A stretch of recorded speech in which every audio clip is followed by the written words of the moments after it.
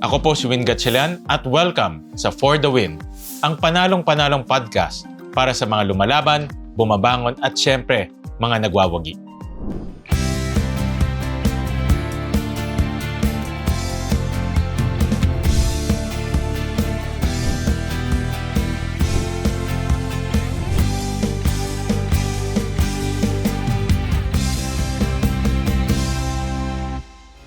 Ito mga ka-win-win, tingnan ninyo, play lang to, maliit, gawang kamay.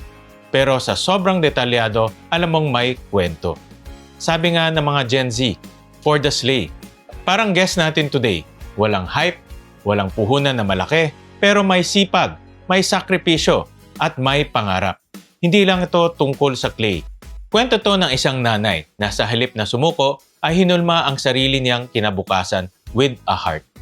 Mga ka-win-win, kilalanin natin ang isang simpleng ina na naging inspirasyon. Let's give a warm welcome to the clay queen herself, Rica Obian. Welcome, Rica, dito sa ating For the Win podcast. Thank you din po sa pag-invite. Thank you. And kwento mo muna sa amin, paano ka napunta dito sa clay art? Nag-start po kasi ako noong 2014. Bali, that time po wala pong work kami mag-asawa. Tapos bagong panganak lang po ko sa second baby ko. Tapos doon ko po naisipang maghanap ng pagkakakitaan para meron kaming income. Ito ba talent mo nung bata ka pa? Tapos ginawa mong Actually, negosyo sir, or pinag-aralan mo ito ng mahabang panahon? siguro nung nagsimula siya nung bata pa ako eh. Gumagawa Okay. na po kasi kami ng mga dollhouse made of paper, Mga ilang taong ka nun? elementary. Mga elementary. Yes. Tapos nito na lang po, parang self-taught na lang siya. And YouTube ang naging... Yes, Very yeah. powerful ang YouTube ngayon, no? Yes po. Marami akong nakakausap na yung pagluluto, pagbe-baking. Ngayon kong naka-encounter na sa art pala, pwede rin sa YouTube. Yes. Marami then, po. Pero sa lahat naman ng pwedeng pasukan, diba? Pwede ka naman mag-baking. Diba? Pwede ka nung pandemic, yung sushi bake, daming gumagawa ng sushi bake. Opo. Diba? Ang daming gumagawa yung ube puto o ube pandesal. Ba't clay art na napili mo? Hindi ko rin po alam eh. Parang yun yung calling ko siguro po eh. Pero kasi Galing, mahilig po ako sa crafting. Sumasali po ako sa mga contest ng mga art dati. Tapos nananalo naman po ako, may mga certificate or award. Siguro yun po talaga yung parang calling. Kailan ka unang nakabenta ng art mo? 2014. 2014. Yes So, po. 1 month ka nag-aral. 2013 na umpisa mo siya. 2014 Kasi po yung, nakabenta actually yung ginawa ko po, more on souvenir ng anak ko. ka. Nung binyag niya. Kasi wala po akong trabaho nun. So, ginamit namin yung maternity benefits. Tapos, yun po yung ginamit namin pang souvenir, panggawa ng souvenir. More handmade po yung mga gamit namin noon. Tapos, niluto ko lang yung clay. So, alam ng time na yun, parang inamag po kasi siya. So, doon po ako nag-start mag-research kung paano ko mapapaganda yung product na hindi masisira. Tapos, yun po, doon ko nasimulan yung yung business namin. Sino ang unang customer mo? Kaibigan ko na buntis. Siguro lucky charm ko siya kasi siya yung unang nagpagawa sa name tag ng aso niya. Isang name tag lang? Yes. Yun ang unang-unang benta mo? Opo. Tapos, nakalimutan ko, Dan po yata pangalan ng dog niya. Tapos, binenta ko siya ng 50 pesos. Tapos doon na-realize mo na pwede pala maging yes. negosyo ito. So, nung nabenta mo siya, doon mo na-realize na Meron po may pala. potential. Yes. So, tinuloy-tuloy mo na siya. And then, kailan mo talagang naging negosyo, naging stable na negosyo ito? Kailan mo naging... That time po medyo nagdadalawang isip pa ako kung may pera ba sa art. Kasi parang ang tumal naman po, hindi po totally stable pa noong time na yun eh. Kasi hindi ko pa nakikita yung market ko talaga. Hindi ko pa siya nakikita na, dito ba talaga ako sa line na to? Kasi nagtrabaho pa po ako noon eh. Tapos nung minsan po na nag-resign na, na-endo na ako sa kontra ko. Parang tinuloy-tuloy nag-full-time na po akong artist. Parang Anong year yun? 2015 po yata. Doon Or mo 2016 na talaga sinabi nag-focus na po ako. na pwedeng ito nang gusto kong gawin. Saka kailangan ko din po mag-stop dahil yung mga bata nag-aaral na po. So sabi ko, kailangan ko na siyang pukusan. Try ko na lang na i-boost na lang yung posting, baka sakali. Tapos doon na po ako marami nag-i-inquire. Yes, marami na po nag-i-inquire. So mostly sa social media mo pinapromote? Yes po. Online lang po talaga. Sa online? Okay. Yes po. And then, nung ginawa mong negosyo to, obviously ang negosyo, 'di ba? Merong merong risk yan eh. Yes. Minsan delikado, minsan wala kang mabenta, minsan yung presyo nag-iiba. Yes. Ano yung mga nakita mong mga risk o pagkadelikado sa pagiging isang negosyante? Actually, yung financial handling. Mm. Kasi yun po talaga yung Tama. hindi naman inaral dyan sa school, sir. Correct, oo. Doon po ako nahirapan kasi madalas napaghahalo ko yung kita yung sales ng business sa sarili kong Tama, oo. finances. Parang doon ako nagkaroon ng struggle. Pero yung sa marketing, okay naman po. Ang problema ko lang talaga finances. Actually, yan ang maganda nasabi mo yan para maintindihan ng mga viewers natin, mga nanonood. Talagang isa sa mga nakikita kong problema pag tumutulong tayo, let's say, livelihood. Yes po. Nahalo nila yung personal at yung negosyo. Totoo po. So, minsan, halimbawa, may kailangan sila sa personal, nakukuha nila sa negosyo, Yes hindi na po. mapaikot yung negosyo. Tama. So, paano mo inayos yun? Paano mo hiniwalay yung negosyo at saka personal? Doon nga po nakakatawa kasi before, parang ang nangyayari po kasi pag merong magbibayad sa akin kunwari down payment, ang ginagawa ko, parang bibili ko ng gatas, ng diaper. Parang nagkataon na parang namomblema ako sa finances kasi nagalaw ko yung pera. Oo nga, correct. So, sabi ko, sa susunod na magkakaroon na ulit ako ng project, dapat bilhin ko muna lahat ng kailangan ng project bago ko galawin. Parang ganun po. Tapos simula nun, yun na naging practice ko na po siya. Oo. Para hindi ko mapakialaman yung pera nang hindi naman sa akin. Kung meron kang mabibigay na tip sa mga gustong magnegosyo na maliit, and then ang issue nila yung financing rin or finances, anong mga tip na pwede mong ibigay? Ayun po, ibukod yung Ibukod yung even yung pera. bank account, hiwalay siguro. Yes po. Bukod niyo po kasi hindi nyo namamalayan nagagalaw niyo yung pera ng business. Yan talaga naririnig ko. Totoo Common po. yan. Common po. Normal yan sa mga maliliit na negosyo mga na nagsisimula nahahalo po. o nahalo. Kaya ang advice ko, magbukas kang isang account sa negosyo, isang account sa personal. Yes po, para hindi totoo po. nagkakahalo-halo. Totoo po. Yeah. Ganun ba ginawa mo? May different account na? Yes po, iba po yung pinanggagastos namin dati po kasi ganun ako eh. Pero ngayon po kasi binukod na namin yung finance. Gusto ko tanong, itong clay project na ito, itong clay art, talagang very unique siya eh. Yes po. Hindi ito kayang matutunan ng ordinaryong tao eh. Matagal siya bago matutunan.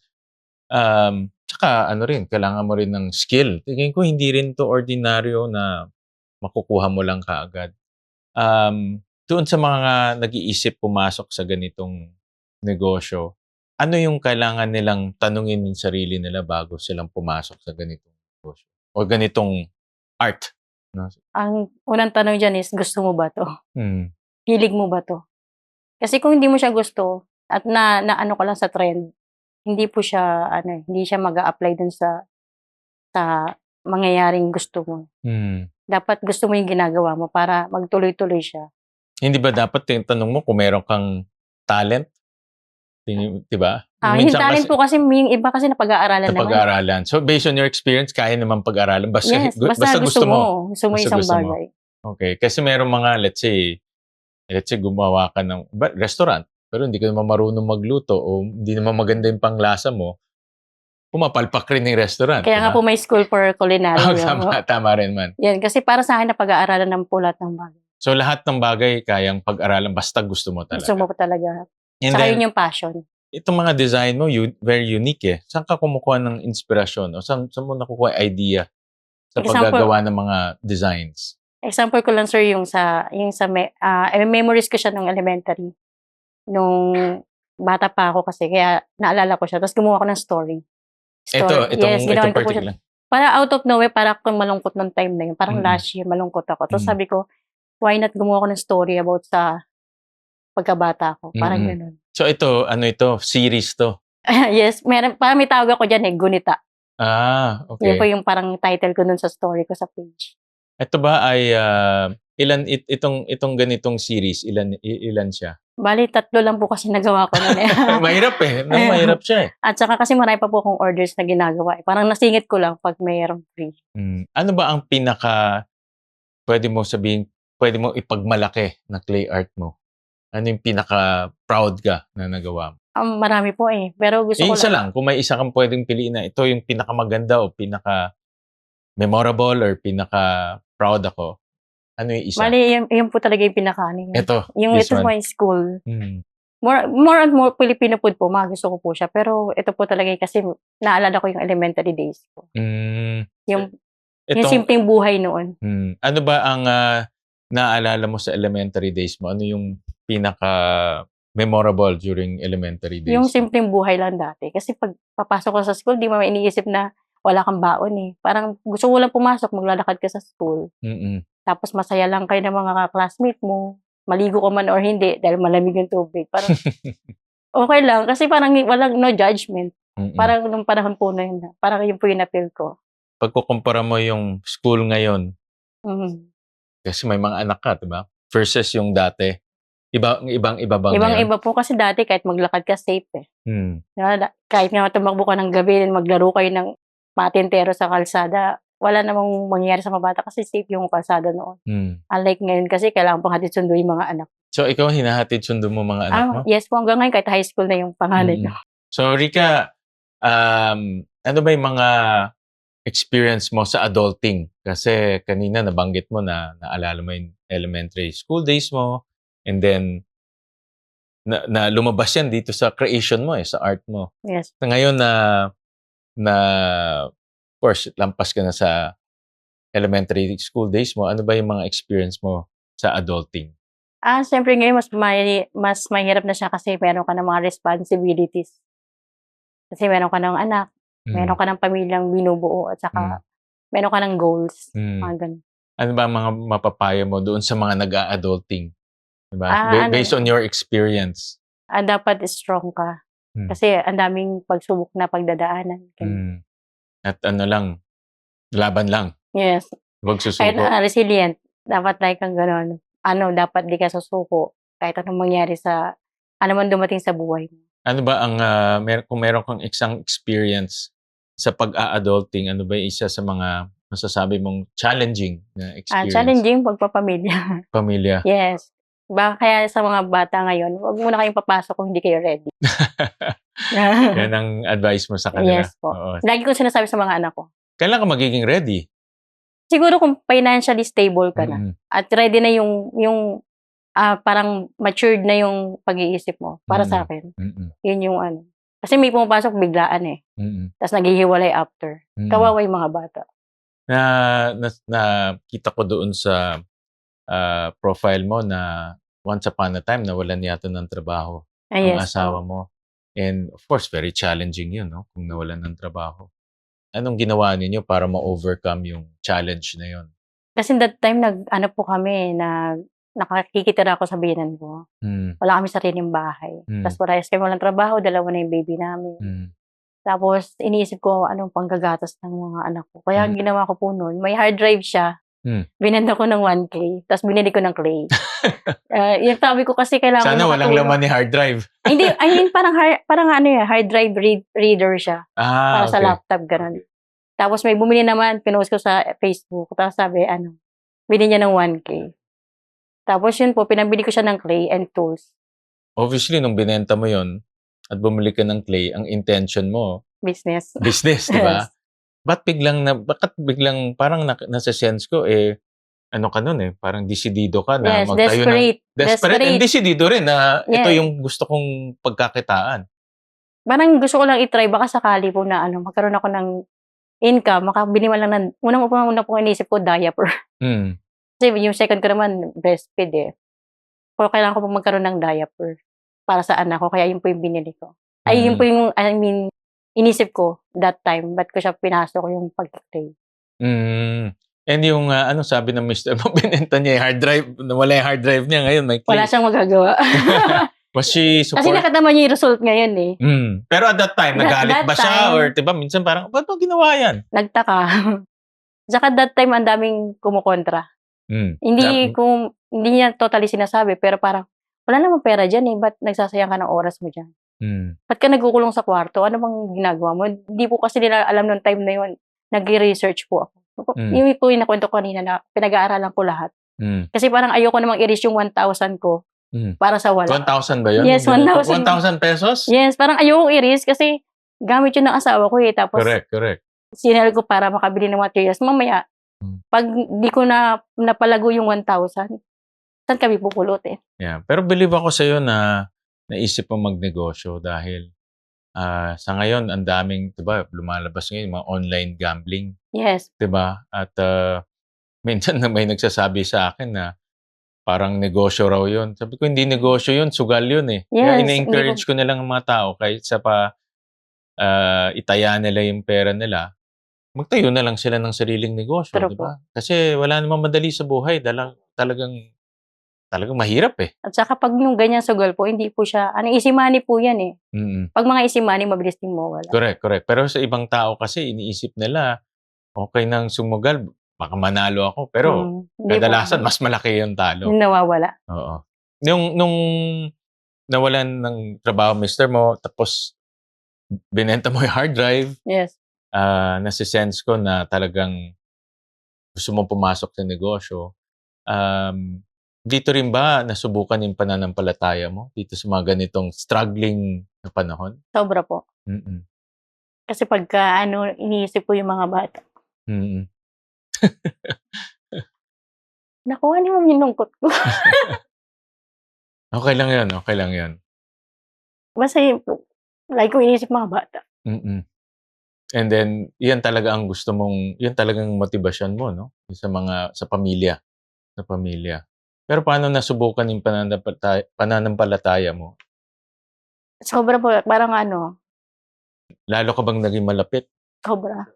sa Diyos Yes. or mm, Kasi ano, eh, parang siya na lang yung malalapitan ko that time. mm. Pero makita naman natin na very kuha tayo ng ano, nakita naman natin na hindi ka pinabayaan. Sobra po. 'Yun naman yun naman ang ang mother ko pastor, eh. Kaya kami rin 'pag, lahat naman ng tao may pagsusubok. Kaya parating ang nakuha ko sa mother ko talagang kung may pagsusubok, kailangan palakasin yung pananampalataya.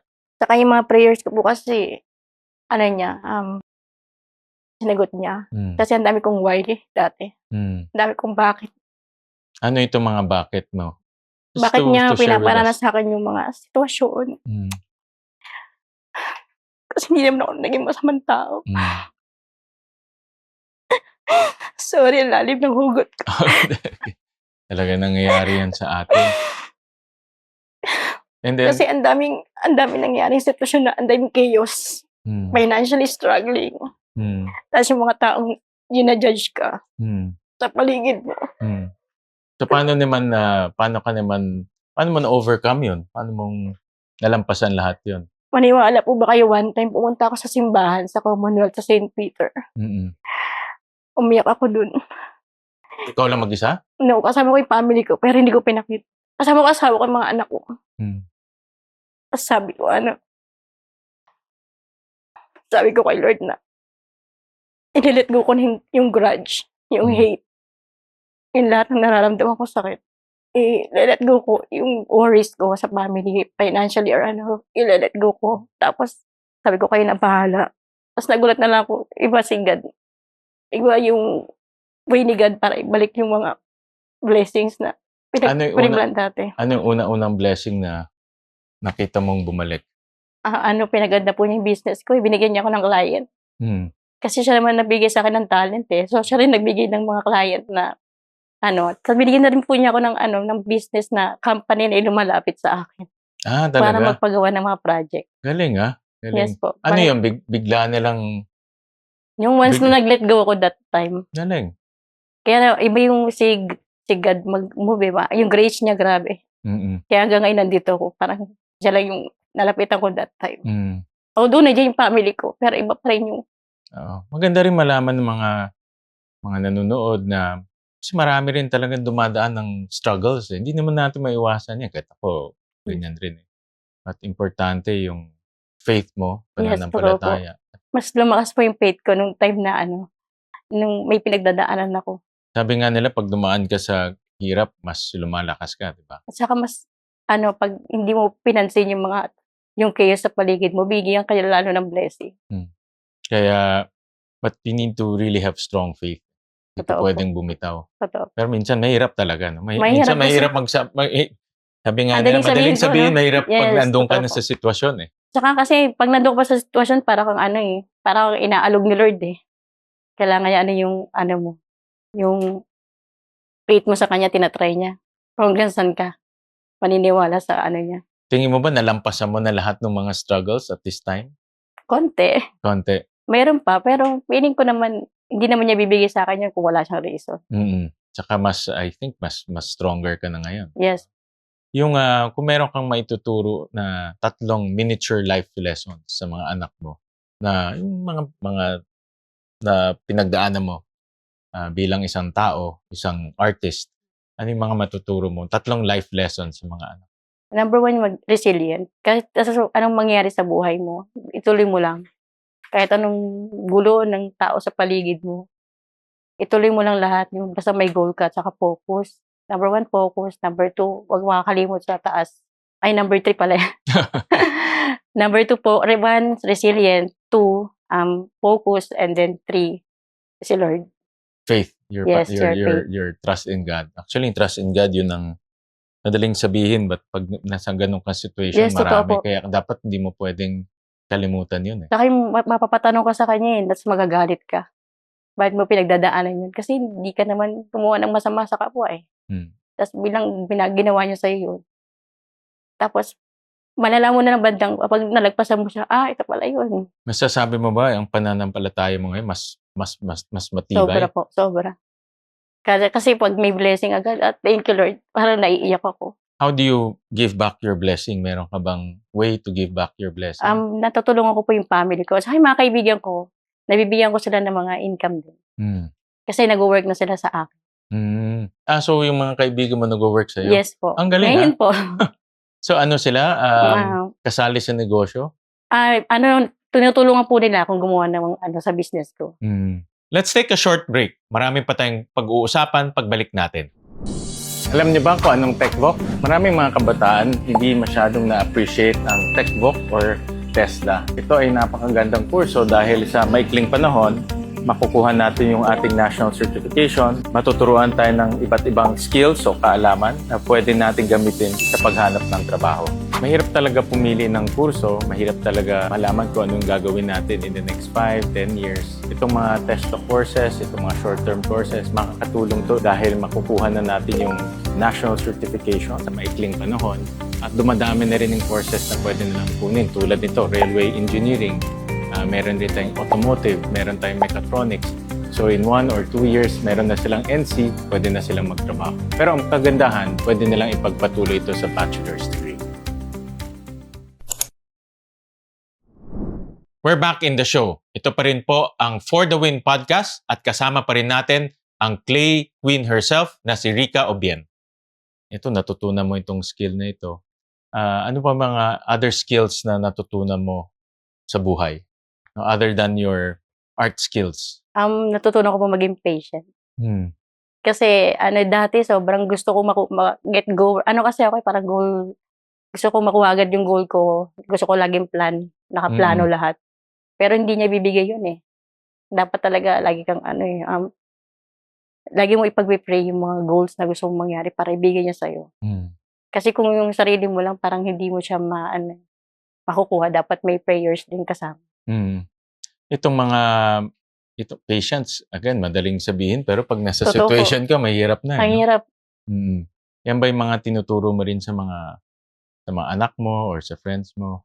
Sa mga anak ko po, madalas. Sinasabi ko po sa kanila na pag kunwari, syempre pag bata, di ba, mabilis mainis sa mga bagay na kunwari, may gusto silang mangyari. Kasi sinasabi ko, hindi, nangyayari kasi may reason. Kaya pasensya mo na lang at saka ba mo pasensya mo.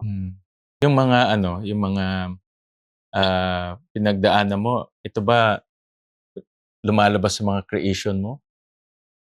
Minsan, kaya ito, po neto, ito yes. for sure. Ito, memories, based on your childhood memories. Yes. How about yung iba? Kasi minsan, di ba, yung mga artist na yung mga, let's say, mga painters, pag anong mood nila, yun ang lumalabas eh. Sa iyo, may ganun ba? Meron po. Madalas po kasi ginagawa ko pagkain kasi may nagawa kumain. May po ko sa pagkain. Ginagawa ko po yung mga street food, Filipino food. Ayun po yung mga ginagawa kong miniature po. Itong mga pinagdaanan mo, na struggles, paano nahubog yung pagkatao mo? Bale minold po niya ako, eh. Hmm. Tas lalo niyang pinaano yung personality ko sa pagkatao ko. Parang yun po, parang hinubog niya ako Hmm. ng faith. Yung mga dumadaan rin sa parehong sitwasyon, let's say, nawalan ng trabaho or nalugi yung negosyo or merong ibang mga struggles, ano mapapayo mo sa kanila? Ano lang, Yung tiyagain niyo mga lang. pamilya, let's say may anak rin, 'di ba? Magtiyaga lang kayo at saka huwag niyong kalimutan yung sarili niyo. Kasi last year, sa sobrang lalo na po yung pandemic, lumakas po kasi yung business ko nun. Pero Hmm. nakalimutan ko yung sarili ko. Nakalimutan ko magpahinga. Kaya nagkasakit po ako nun ta's lagi ako nasa ospital. Ta's yung income ko nun napunta po lahat sa Sa gamot, hospital, oo, yes, tama. pa-MRI. Yeah, yeah. Kaya sabi ko, this time, parang sabi ko babawi ako. Pagka nakakaramdam ako ng pagod, magpapahinga ako. Oo. Kaya Yeah. yun po, dapat matuto po kayong magpahinga. Magkaroon kayo ng boundaries at saka limit. Hindi, magandang payo 'yan, kasi may Yes po. mga negosyante, may mga bagong entrepreneurs, 'di Yes ba, po.